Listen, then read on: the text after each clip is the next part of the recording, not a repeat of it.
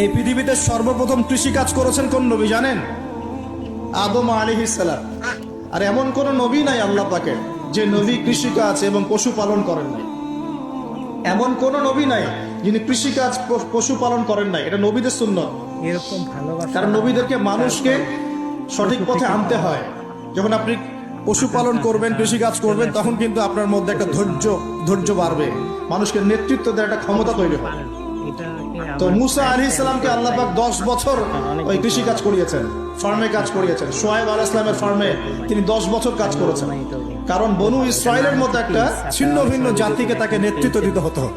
আল্লাহ পাক আগে তাকে তৈরি করেছেন। আল্লাহ বলেছেন ওয়াসতানাতুকা লিনাফসি, আমি নিজের জন্য তোমাকে তৈরি করেছি আগে। তো এই যে কৃষি কাজকে খারাপ মনে করবেন না। 28 এর টার্গেট আছে, 27 যদি চলে আসে তাহলে 27 সেল করব, না হলে 28 সেল করব।